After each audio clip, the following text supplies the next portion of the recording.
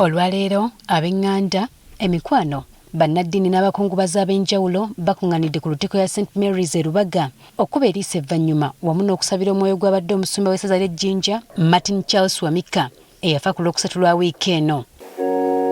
Ku ssaawa 7 zennyini ez'amalya g'ebyemisana omubiri gw'omugenzi guyingiziddwa mu lutikko okusabira omwoyo gwe nga gukulembeddwa bannaddiini.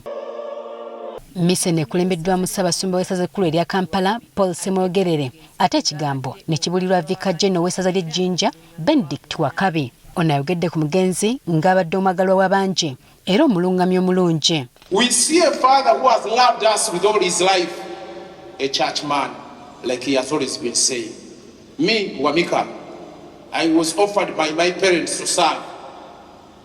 And so for me, I'm only here for the church and to serve the church. I have nothing else that I want. Omusumba Wamika era ayogeddwako ng'omusajja abadde ayagala ennyo okuweereza katonda we era ng'akoze butaweera okutumbula obukatoliki mu ssaza ly'e Jinja. Wamika lived and spent his life, his talents, his energy to make this be a reality and an experience for the people that he encountered. That hope be in our lives, and it is our hope now that is in heaven. He cared for the poor, listened to the broken-hearted, and stood with the suffering. He had a father's heart. He was very gentle, but yet firm, always guiding his flock towards Christ. Caroline Chiwala akiikiridde abooluganda lw'omugenzi ayogedde ku musumba Wamika nga wabadde empagi ennene mu luggya lwabwe. He taught us family love. He taught us togetherness.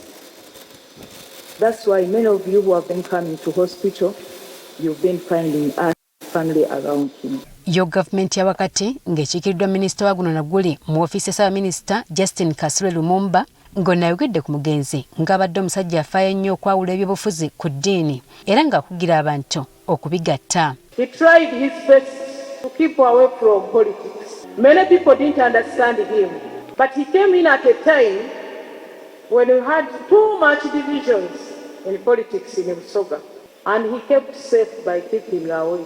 Oluvannyuma omubiri gw'omugenzi gutwaliddwa e Tororo mu Nyangole Cathedral gye gugenda okusabira olunaku olw'enkya.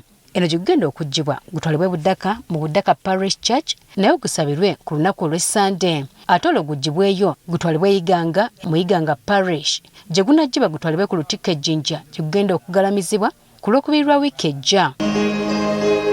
Jennifer Kabale agafeeyo ku Spark TV.